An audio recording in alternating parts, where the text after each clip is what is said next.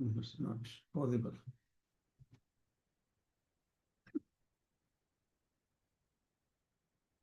Can you hear me? Yes, we can hear you. Asmad-gurubhyo namaha. Asmad-parama-gurubhyo namaha. Asmad-sarva-gurubhyo namaha. Shri Krishna Parabrahmane namaha. Shri Lakshmi Nrsimha Parabrahmane namaha. Shri Lakshmi Hayavadana Parabrahmane namaha. Sarvam Shri Krishna Arpanamastu. Okay, we will start today's lecture, and let me share the screen.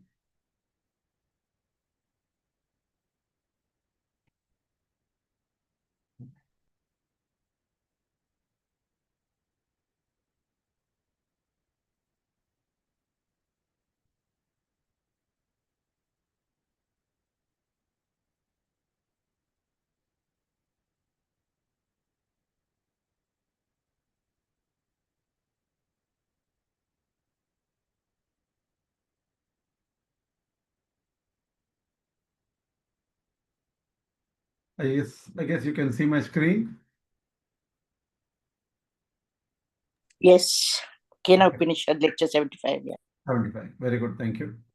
So, we have finished Sampatanga's view pretty much, but in this particular lecture, I will deal with mainly this some of his final words, where he explains final words for this particular Upanishad, where he explains the Shanti Mantra. How many people here have heard about the concept called Shanti Mantra? Anyone? Oh, yeah, Shanti Mantra. Yeah. Okay, what does it mean for you, Shanti Mantra? It is a prayer. It is a prayer that is recited so that both the student and the teacher together can walk towards the goal of the Upanishad. So it is a prayer towards Ishvara or the deity who allows or who provides the grace so that we can understand this. An invocation. Okay. Invocation. Invocation. Okay. Invocation. Yeah. See, thing is, Shanti Mantra, some people feel... Invocation. Yeah, invocation. I can hear you. I can hear you. So some people think that it is beyond an invocation. Okay. And let's see how he argues about it. Sampatangar argues that this is beyond invocation. And let's see how he does that.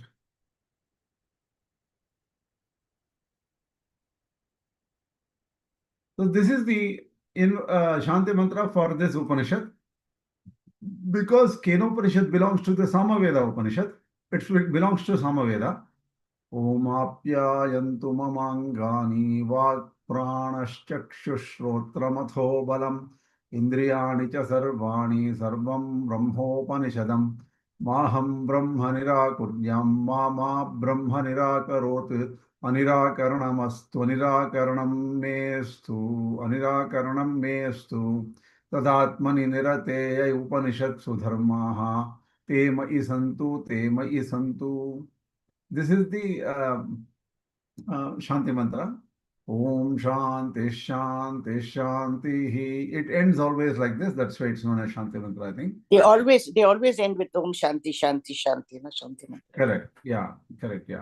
So the context here is the teaching of the 4 sections of the Upanishads are encapsulated in a nutshell within this Shanti Mantra.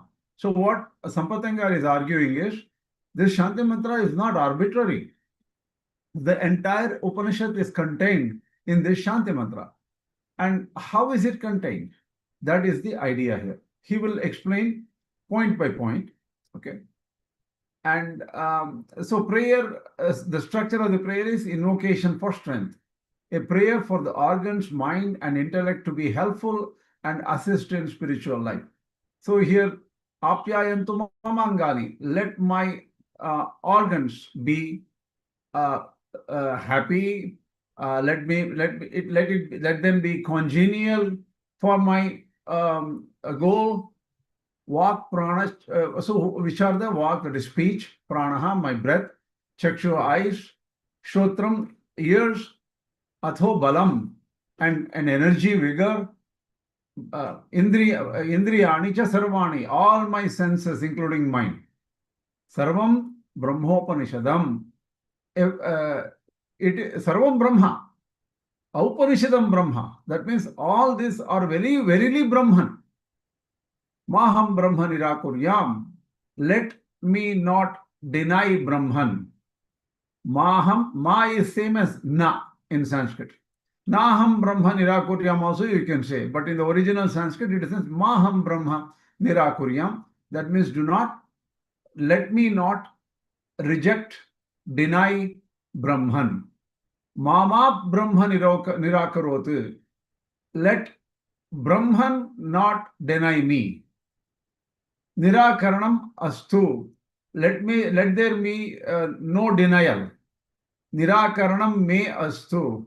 So thing is either mutually Brahman and myself, let us not deny each other. Tadatmani nirate ya upanishatsu dharmaha. Whatever the dharma, whatever the nature and characteristics, whatever the dharma is said in the Upanishad, te mayi santu, let these features exist in me. Let these qualifications, let these processes explained in the Upanishad happen to me. That is the general meaning of this verse. Each Acharya takes it in a different way. So obviously, Advaita explains this in a different way. Viśiṣṭādvaita explains this in a slightly different way. And Dvaita also explains this in a different way. We will figure this out. So here, Sarvaṁ Brahmopanishadam means all these faculties are Brahma only. What it means is powered by Brahman. They are under control of Brahman. I don't have control over my indriyas, my mind, senses, and I can't control. All these are controlled by Brahman. See, even though the sentence itself means all this is verily Brahman. So everything here is Brahman. That's what the sentence says. But the meaning, Sāthaṅkara says, is he argues that it has to be understood in such a way that Brahman controls everything. And obviously the next one is, let there be mutual, no denial. I should not deny existence of Brahman, nor should Brahman deny my existence. That is the second set of lines here. Now let's go further. Okay, so far, do you understand this mantra?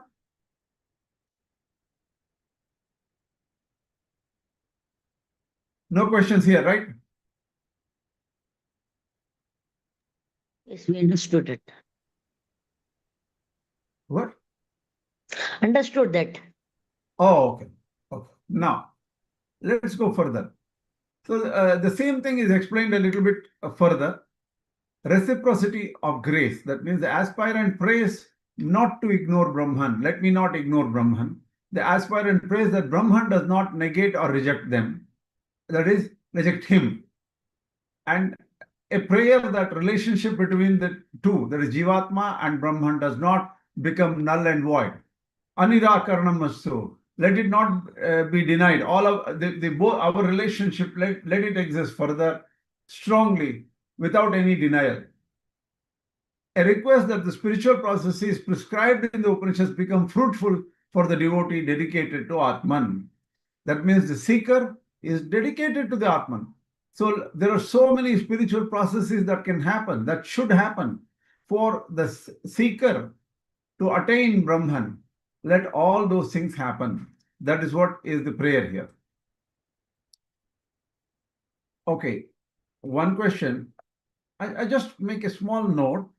See, Ram sent me a small summary written or small explanation of this Shanti Mantra by Paramatmananda, Paramarthananda, who lives here somewhere in Thrissur or something like that.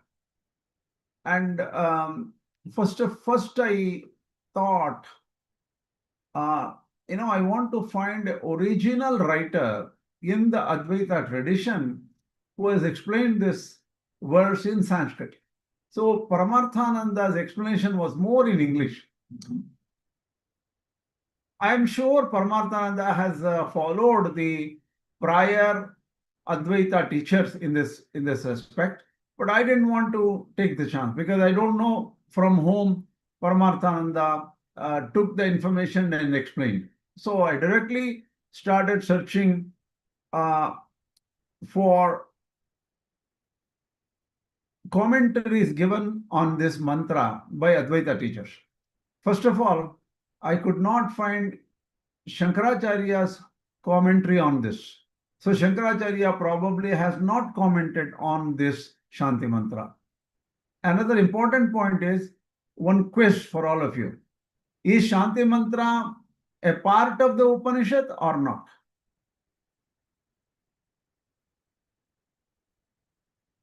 Is it a part of the Vedas? I feel. What did you say? I feel it's a part of Upanishad. Every Part of mantra the- has got Shanti Mantra. Okay. Every Then- Upanishad has Shanti Mantra. Shanti Mantra. Then what do other people feel? This Shanti Mantra is not only for this Upanishad, but for an entire Veda. For example, all the Shukla Ayurveda will have the same Shanti Mantra. Yes, you're right. Not You're part right. of the Upanishad, but part of the Veda itself. True. That is true. Yeah. Because Ishavasya begins with a different Shanti mantra, right? So I think Brihadaranyaka or some, not Brihadaranyaka, Chandogya will have the same Shanti mantra as this one.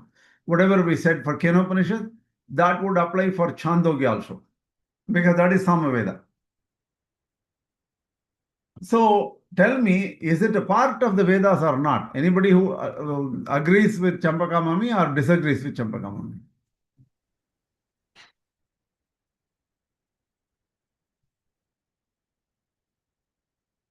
It is part of the Vedas. Yes, it is. Okay, the answer is correct. Yes, it is a part of the Vedas. And then I was thinking if Shankaracharya has given a commentary, and I don't believe he has given any commentary on the Shanti Mantras. Okay. And then I found out that a person called, two people from Advaita tradition, Shankarananda wrote a commentary in Sanskrit, and Upanishad Brahmendra Yogin also wrote a commentary on this mantra. So let us look at Shankarananda's commentary for now. Okay, they are very similar. See, main point of, okay, now I have come here. Tell me, do you see any particular issue that where there could be controversy here? Anyone can guess what kind of controversy can be there here?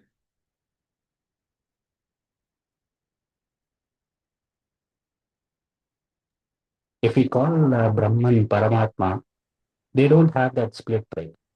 Jivatma, Paramatma split. Paramatma script, you mean what is script? What did you say? Split. Atma for them itself is Brahman, right? They don't separate out Jivatma, Paramatma, Brahman equal to Paramatma. No, they do separate out in Vyavaharika, right? Yeah. They do. True. So the thing is, they could use this prayer for Vyavaharika, so there is no issue, right? But what could be a point of controversy here? Anyone?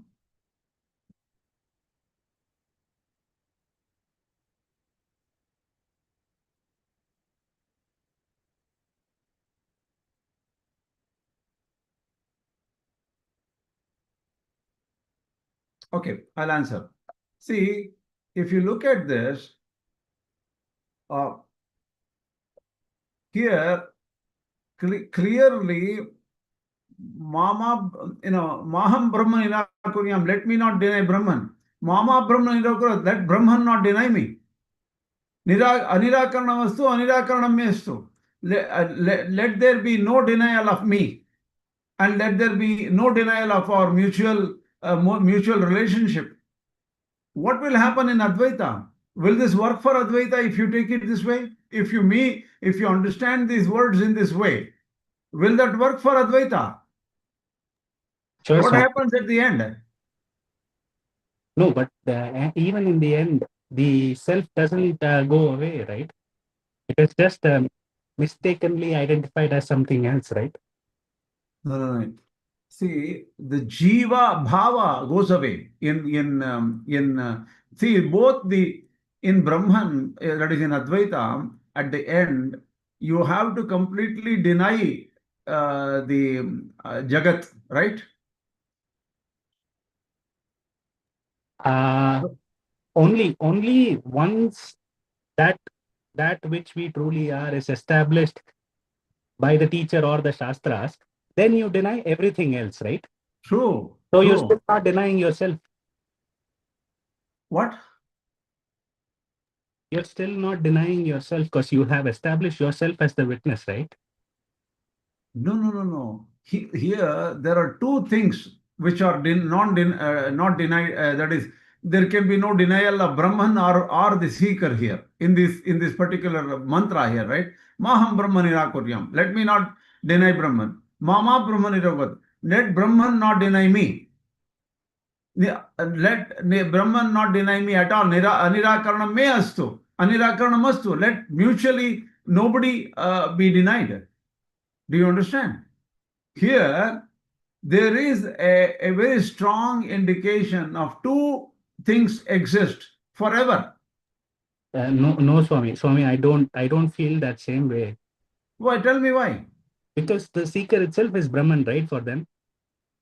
See, this can be a truth. No. 1 second. Change your viewpoint here. Okay. You are suppose you are an Advaiti and you're seeing this mantra. Is this mantra congenial and supportive to your view? You can be Advaiti, Viśiṣṭādvaita, Brahmadvaiti, Shuddhadvaiti, anything you want. But this is the original Upanishad from the Rishis. Is this mantra supporting you or not? But for in the starting point, it is different only in the starting point. But the thing is, let there be no denial is an eternal statement. Can I tell what I feel? Is this Tell me. is it the reason why Shankaracharya did not comment anything on this mantra? That I don't know. You have to telephone Shankaracharya and find out. No. I thought now, just like it flashed to me, because there is no introduction there is no saying of Shankaracharya about this Shanti Mantra. At all, yes. That means it is against his own doctrine. It could be. It could be. Yeah, it could be. And that is why Sāthaṅkara argues very, very powerfully the way you are saying. That's what Sāthaṅkara is trying to say. See, we don't know why Shankaracharya did not explain this. We don't know. Because he should have explained this Shanti Mantra. See, neither Shankaracharya explained nor his own immediate students like Padmapada and so many other immediate students. It was not even explained by probably Prakashatma and Prakashatma is there. Somebody, Vachaspati Mishra did not. Vachaspati Mishra is not considered, though he became an Advaiti, they say, but even though he wrote a lot of Advaita commentaries, he's a very generic person. We don't know who exactly Vachaspati Mishra is. So earlier writers have never written a commentary on this. Okay. Because this is the first verse, Shanti Mantra. It should not have been omitted by him. I think like that. Swami, I because have a question. nothing should be omitted. Being Shankaracharya, he should have told something about his opinion. Unfortunately, we do not even know the reason why it is omitted. Or maybe he explained and nobody knew where it was, or they somehow missed it. I don't know. Maybe that orally he has explained his Shishyas, but it is not available in the written form. Maybe that. Even that is possible. Because we should not think bad about Shankaracharya because he is such a person. Powerful personality. Yeah. Ah, Yeah. True. I Sorry, believe, I respect him very much. In a way, I revere that Advaitic thought in a way. Sure. I sure. feel. Yes, sure. Definitely. Definitely. Because Vainji, I what is your definitely question? seen Parabrahman. He's the first one to talk compared to Ramanujacharya and Mādhvacharya. So you True. should not have missed about this. Yeah, He has seen we there. don't see. The bottom line is we don't know what happened. We don't know at this point. That is true. That's true. Vainji, what is your question? Well, I ran AI to see what the purpose of these Shanti Mantra. Let me just briefly read it. Shanti Mantras serve as a spiritual opening and closing ceremony for various chapters of the Upanishads and during religious rituals. They are designed to calm the mind and the seeker and remove obstacles to learning. So in regard to the Advaita, Dvaita, Viśiṣṭādvaita, I don't see anything contradictory that would these mantras would fit all three of those.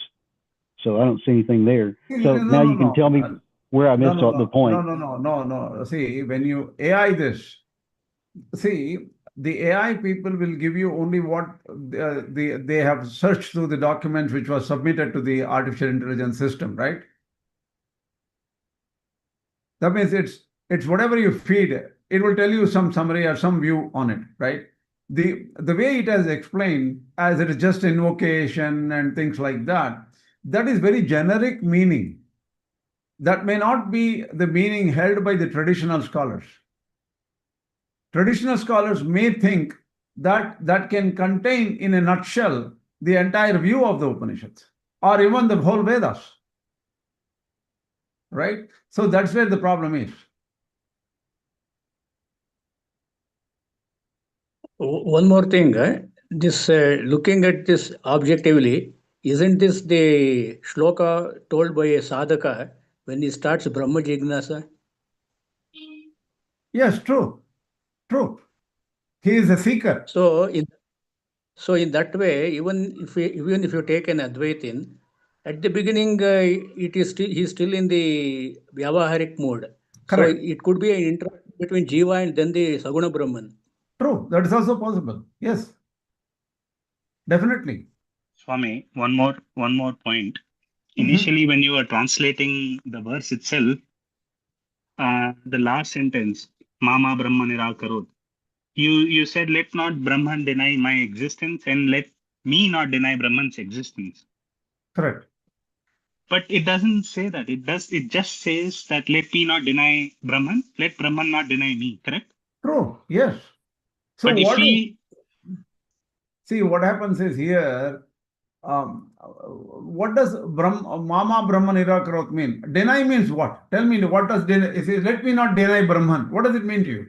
if we speak about these two entities as me not denying Brahman and Brahman not denying me, it kind of puts both Brahman and me in the same level of reality, which is not true even for Ramanujacharya, right? Like Jiva's existence or non-existence doesn't affect Brahman anyway, even in the other view, right? No. In Ramanujacharya, see, the thing is, see, the definition of reality as the Nirupadika Satya is different. Changelessness is the only point Ramanujacharya used. And Shankaracharya's understanding of the two levels of reality is different. Their criteria are different. They're not the same.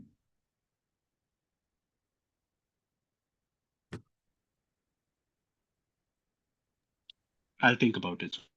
Yeah, think about it. Okay. I have So the thing is, what does Nirakarana means? Denial for a seeker, denial, does he exist or not is the denial.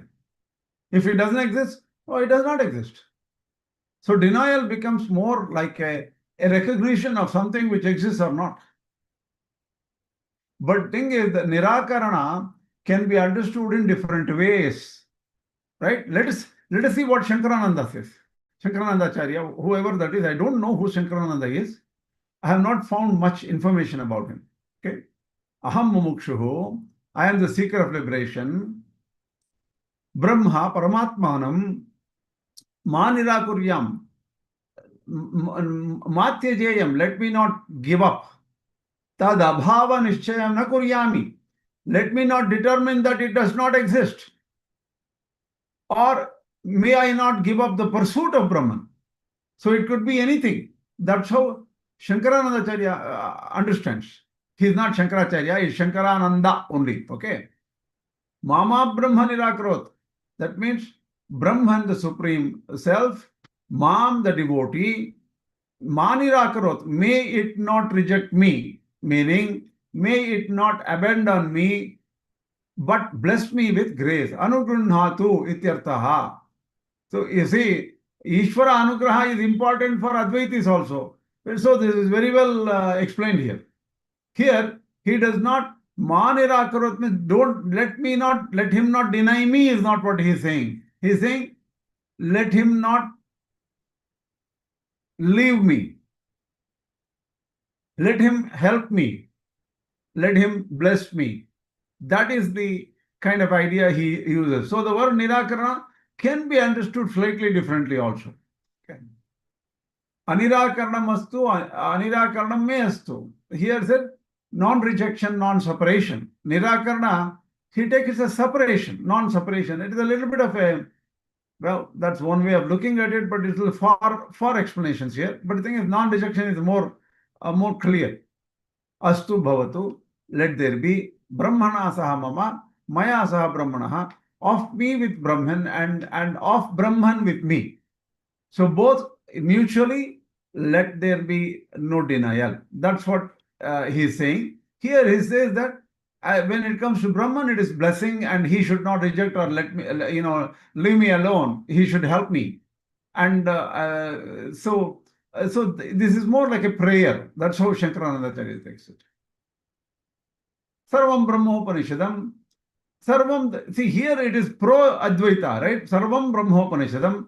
Sarvaṁ Brahma only. Upanishadam Brahma, everything. Entire visible universe. That is Sarvaṁ means Drisyajatam Jagat. Upanishadam Brahma. Upanishadsu Pratipaditam. Brahma Swarupameva. Na tato anyat ityartaha. Everything we see is verily Brahman and there is nothing different from Brahman here. So he takes it in that way. Mā'saṁ Brahma Nirakuryam. I being a seeker of liberation, may I not reject, meaning may I not give up, may I not abandon the faith that it exists. So that's how he takes it. Mama Brahma Nirakarot, that is Brahma Paramatma api mam bhaktam natyajeta anugrinhiyati. May it not reject, may it not abandon, but show grace. One second. Anirakaranam astu anirakaranam mestu means paraspara tyagaha, non-rejection, meaning mutual non-abandonment of Brahman in me and Brahman and me in Brahman. See, here it says it's one inside each other kind of a thing. So non-rejection meaning remaining eternally in Brahman.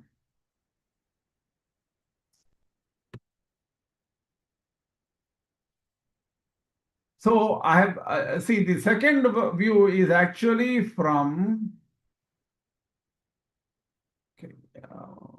Shankarananda is here. The second one is Upanishad Brahma Yoga from here. This is Upanishad Brahma Yoga. It is very similar to Shankarananda. That's all, right? At the end, Anugrin Natyajet, may it not reject, meaning may it not abandon. So he correctly takes Tyajet as giving up or denying.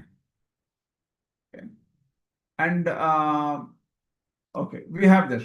Now, let's take, so in general, what I'm trying to say is, Advaita takes the first sentence as Sarvaṁ Kalvidam Brahma. That is, everything is Brahman straight, as if everything is this. Even that they cannot directly take it as Sarvaṁ Kalvidam Brahma. Why? Do you know this?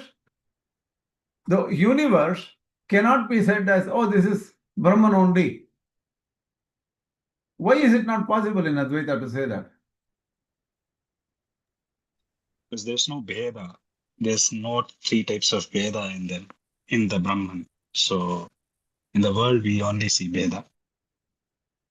That's one way of looking at it. There's one way of looking at it. There is another way of looking at it.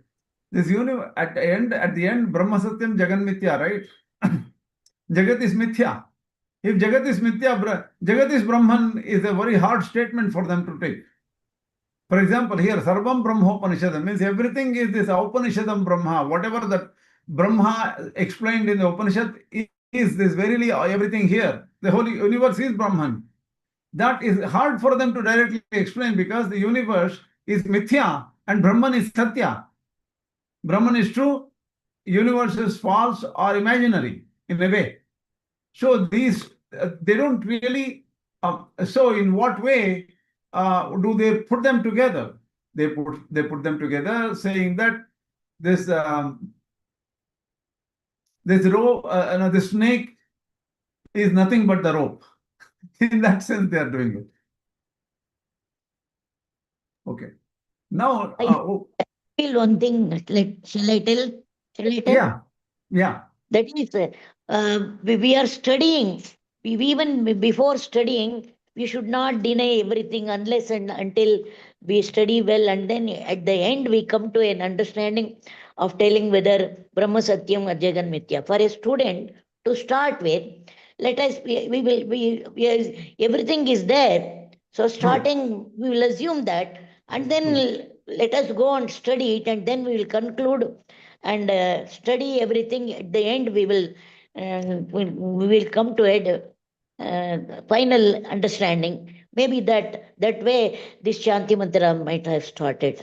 True. And another thing is, it is not sufficient just to study. One has to experience the truth.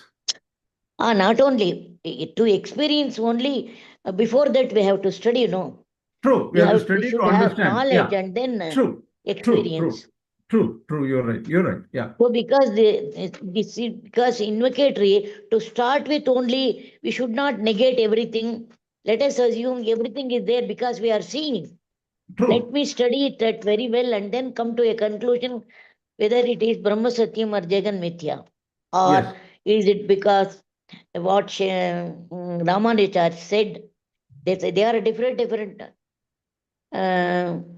ways of understanding the same reality.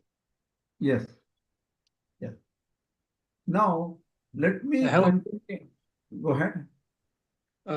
In this Shanti Mantra, in the beginning it speaks of Brahman, but towards the end there is a sentence, Yadatmani Nirate Ya Upanishadsu. Why does it indicate any that even though it speaks of Brahman, it speaks of Atman in the end? Does it indicate an Upāsanā there? That is how we have to approach Brahman through the Atman, something like that. See, there Tadatmani Nirate Ya Upanishad Sudharmaha Te Mayi Santu is complicated. Okay.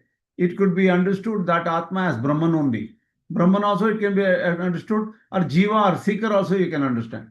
If you are talking about the seeker, that's why the Shankarananda and like the other people, the other Acharya, I can find out, if you hold on a second, I'll 1 second. See, I don't want to give you a wrong information. Let me show you here. I made some notes. Hold on a second. I'll share this with you 1 second.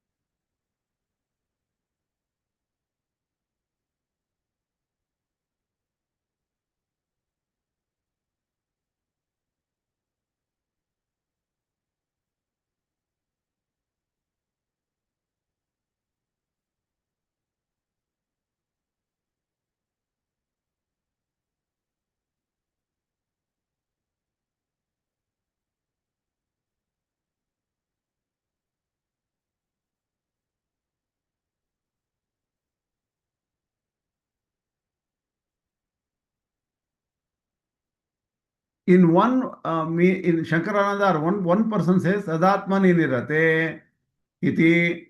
He says, Tasmin Paramatmani, in the Supreme Self, Nitaram Sthite Bhakte Mayi, in me, who I am firmly established. So, me being firmly established or devoted to that Brahman, ye dharmaha, what virtues like satyam, tapaha, all these austerities which are necessary, let those austerities and truths, satyam, tapaha and all, let them be here in me, so that I am a seeker. If I have satya, tapas and all, I will be able to reach that Brahman. That is the way Shankarananda takes it. Slightly different here. In the next Tadatmani Nirate, this is what is this is Upanishad Brahma Yogi. He says Tadatmani Nirate, Tadatmani, Tasmin Paramatmani Nirate, Nitaram Sthite Bhakte Mayi, Ye Dharmaha, Ye Sadgunaha, Satyatapah Prabhutayaha. So same meaning the other person takes, I think. That is, and who is that? Upanishad Brahma Yogin. So he says that Atmani means Paramatmani Nirate. See, I am now devoted to that Paramatma, so that Atman refers to Paramatma only there, according to both these acharyas. Okay, And Paramatma and Brahman have to be equated then. true, Atman is same as Brahman. They have to be equated.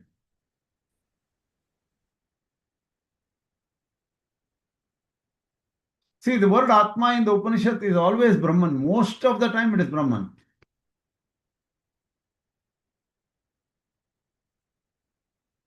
Atma va idamekam agra asit is there in the Upanishad itself, in Aitareya. Atma is sa Atma tattvamasi shveta keto. Even that Atma, the word there refers to Brahman only. In the So beginning, Atma it is said only Atma, not Paramatma. The correct. beginning Atma is only there. Yes.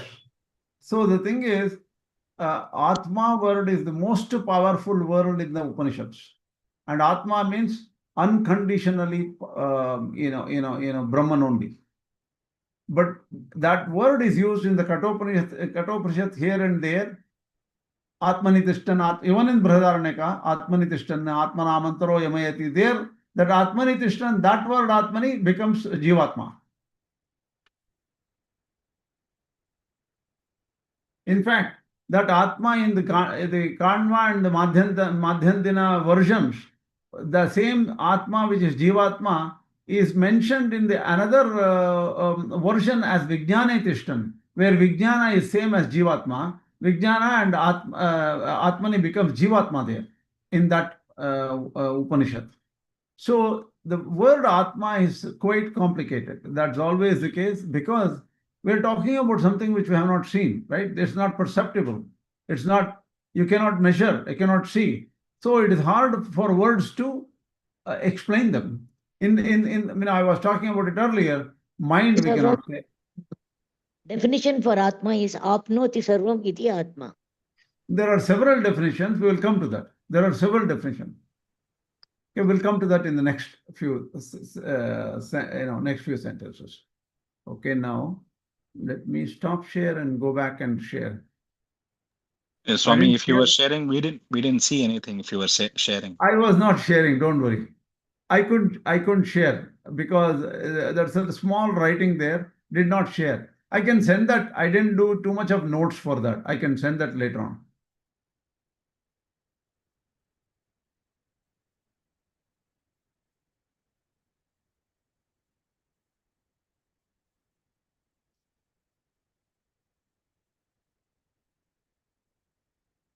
One second, let me see where I left out. Shankarānanda mantra. This one is there. Oh, here is where we need to go back. So now we get back to Sampatanga's view. Sampatanga says there are prerequisites for the spiritual life. That is, let the organs and any faculties, they all be useful for spiritual life. not just physical limbs, but everything. And a healthy mind is required to grasp supernatural truths. Healthy mind depends on a healthy body. And Ayurveda says there should be equalization of three humors, Vata, Pitta, and Shleshma. That's what the Ayurveda says. And here Sāthaṅkara brings in a shloka from Varaha Charma shloka, which has got some relation to this here. What is the relationship? We'll find out. Sthite manasi susvasthe sharire sati yo naraha dhatu samye sthite smarta vishwarupam cha mamajam tam evam mriyamanam to kashtapashana sannibham aham smarami madbhaktam nayami paramam gatim. What it says here is, when the mind is calm and when the body is healthy, and when the bodily elements are in balance, one who remembers Varaha or one who remembers Paramatma attains liberation. I will see aham smarami madbhaktam. See what exactly, this is not the exact meaning. I just got it from internet. This is not a good meaning. Here, dhatu samye sthite smartam. When the body, 7 dhatus are in equilibrium, that is our blood, the enzymes, and so many things in our body, including muscles and bones and all those things. They should be well connected and well supporting each other, and they are in a calm state. That's when you can become calm, and mind becomes calm, and you will be able to, in that state, if somebody remembers me or prays to me or worships me, when that person is in the deathbed, mriyamanam to, like a bunch of sticks and like a stone, he is unable to move, I will remember him and I will take him to the highest abode. So this is a Varaha Charma shloka, supposedly in the Varaha Purana. Many people have not found out exactly where it is in the Varaha Purana. Some people say that the source for this is unknown, but it's sort of ascribed to the Varaha Purana, and I don't even know where to find it. Okay. And so here Sāthaṅkara makes his own views on this, right? He interprets it. He says God discloses the secret conditions for salvation.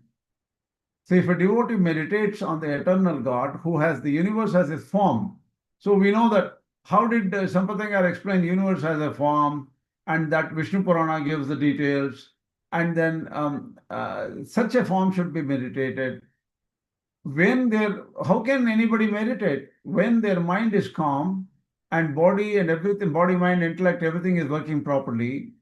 Dhatu samya means they are balanced. Once that person meditates during that time, even if the devotee becomes unconscious, like a stone or a bundle of sticks at the moment of death, God remembers the devotee, and God leads such a devotee to the supreme place, eternal heaven. And Venkatanatha, that is Vedanta Deshika, explains this further in Rahasya Trayasara. Okay. How do you understand the Sarvaṁ Brahma? Everything is Brahma. This is not an absolute identity statement, because Sanskrit does not allow you to do this way. When everything is Brahma, all it means that everything is supported by Brahma, or Brahma is the source of everything. You have to understand it in that way. And this has been explained quite heavily, quite in detail in the Upanishad. So I'm not going to go too much into depth of this. So the theological meaning is speech, vital energy, and senses are Brahman because they are under his control and he is immanent in them. And this is also explained in the Vyasa's Brahma Sutras in a section called Sarvatra Prasiddhi Adhikarana. Okay. So what is the interpretation? What is the understanding of not ignoring Brahman? Do not deny Brahman. Let me not ignore Brahman. This is a rejection of the meditation, I am Brahman. If I say I am Brahman, that's not the right way of meditation. That's what Sāthaṅkara says. Why not meditate Soham, he is I? one cannot realize ultimate nirguna without the grace of personal God, right? So Brahman and I must remain over. There is no negation of either the Jivatma or God. That's what we understood anyway, right? And a rejection of true Brahman theory. The distinction between Saguna and Nirguna, this is made up later on by Advaita. That's or earlier in Advaita. Sāthaṅkara denies that. You cannot separate out Saguna and Nirguna at all. So nature of Brahman is goodness, truth and beauty. Satyam, Sat Chid Ananda. Sat Chit Ananda. Or no, that's what Satyam Shivam Sundaram. This is Satyam Shivam Sundaram.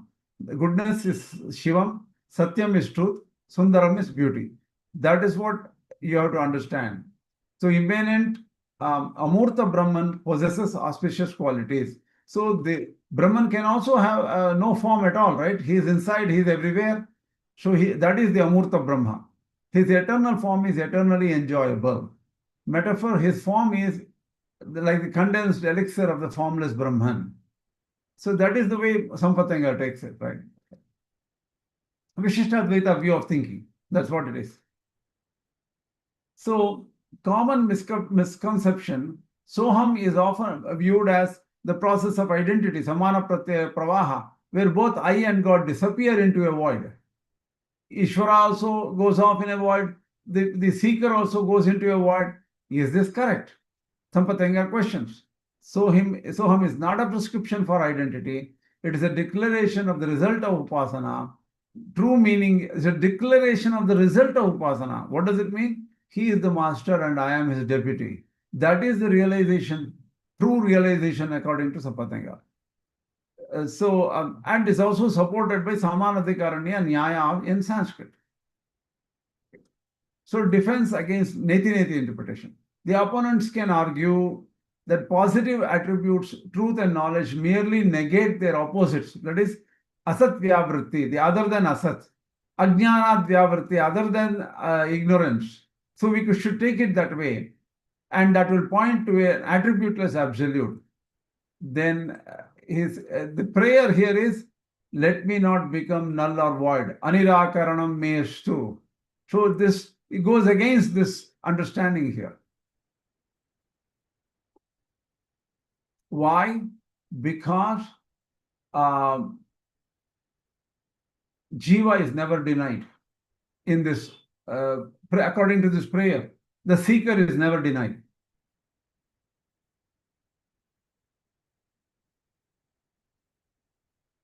So, what Sāthaṅkara is trying to say is, this universe is Brahman in the sense that universe is supported by Brahman. That is the Achit Shariraka Paramatma Upāsanā. That is, Achit is the body of the Lord.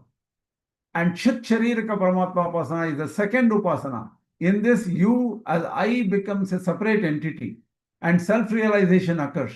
But again, self realizes that self is different from Brahman and body. Okay. So, Atman is derived by apalru vyaptav, that is pervasion. Ata satatyagamane, constantly moving.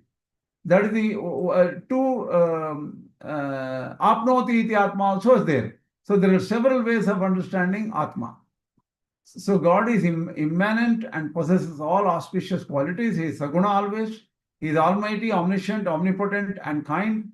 He desires every self to become like him and serve as his deputy. So he ever moves with us and leads us to the goal. So he is with us constantly and he comes with us. He accompanies us, helps us out. That should be the meaning. And that meaning is well stated in the Mundaka Upanishad. I think it's 313 or something. Yada pashyate rukma varnam kartaramesham purusham brahma yonim tada vidvan punya pape vidhuya niranjanaha paramam samyam upaiti. The meaning of this is when the seer or the seeker beholds the golden-hued maker, the Brahman who is behind everything here, and he is Aditya Varna, or he is colored like gold. That Lord, the Spirit, the source of Brahma, so who even creates the creator Brahma, then that wise one who is the seeker, having shaken off both punya and papa, becomes spotless and attains supreme equality with the Lord. Paramam samyam upaiti. So Mundaka says the seeker will become similar to the sought Brahman. He will become similar to the object of meditation, Brahman. That's what it says. So Advaita can interpret differently. Advaita does interpret it that identity is actual. So the Jiva realizes that he is Brahman. And Viśiṣṭādvaita says this is like supreme similarity between the seeker and Paramatma or Brahman. And Dvaita says there is only resemblance between the seeker and Paramatma. They are very different from each other. Soul sheds its material defects and reflects the Lord's glory, attaining a state of existence compatible with the divine. So here the difference is highlighted in the Dvaita, and this is how these three acharyas understand it. See, these three are parallel thoughts. You can argue, Sāthaṅkara argues for Viśiṣṭādvaita, right, obviously. And it doesn't matter what you argue for. These three systems have been around for a very long time, and they will stay that way. They are different points of view. And one can realize truth when you see Brahman yourself. So the two meanings of the prayer, may I not fall short of the three courses of Upāsanā. Sāthaṅkara takes it in a slightly different way. Let these three courses of Upāsanā continue. May the characteristics of Atman become mine. That is, let me be similar to Paramatma. That is the final goal, right? Being similar, Paramam Samyam Upaiti. Let me become similar to Paramatma. And scriptural evidence, Mundaka Upanishad, already we explained this, right? So the final state is equality and likeness and similarity between Paramatma and the Jivatma, not absolute identity according to Sāthaṅkara. And he highlights the Mundaka Upanishad as more important. That's it. We have finished Sāthaṅkara's view. Today, I don't think I can take Mādhvacharya's bhashya at this point. It's already 9 o'clock, exactly to the dot. So if you have any questions, you can ask. For me, it seems like when we pray for something, and we are saying that the praying to may we get the grace of that entity as well. When we say all these things, it is very natural for me to understand that this just clarifies that there is the part that the seeker has to do, but Yes. that is not the end all. But there is also a grace that needs to be bestowed upon. So the effort is both ways. And Yes. but this class seemed to be a lot into the philosophical interpretations of what it could mean. True. Rather than keeping it very simple that you have to put the effort, but it is not the end all, rather than going into as Yeah, see, you're right. You're right. This is unnecessary details and unnecessary justification of one point of view versus others. Yes, and you can keep the Shanti Mantra very simple, as just a prayer by a seeker to get to the Brahmajnana or some Brahman realization. Yes, you're right. But these acharyas have fought about it to support their views. That's all. See, their emotions are pretty strong, right?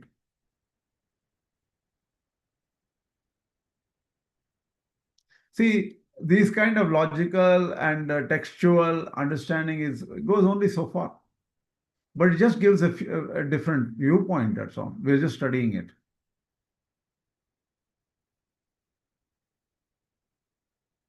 You have to realize and understand. That is the final understanding. Okay. I guess there are no questions, right? Can we move on? And tomorrow we can take up Madhvacharya on Kena Upanishad. I will try not to give you much information about the common elements between these Upanishad, these acharyas. But let us focus on the differences. That means, how did Mādhvacharya think differently? The main differences, if we understand, that is enough. Otherwise, there is no point going and studying Kena Upanishad common elements. So let me focus in that way. May not go word to word or sentence by sentence explanations. And in one way, I have to thank Mādhvacharya. He doesn't write huge huge documents. He's simple and very, very precise. That will help us quickly go through Madhva and focus on the differences. All right then. Asman Gurubhyo Mahatma Parama Gurubhyo Mahatma Sarva Gurubhyo Mahatma Shri Krishna Brahmane Mahashri Lakshmi Sama Brahmane Mahashri Lakshmi Hayavadana Brahmane Mahasarvaṁ Shri Krishna Arpanamastu. Tomorrow we'll start Madhva. Yeah.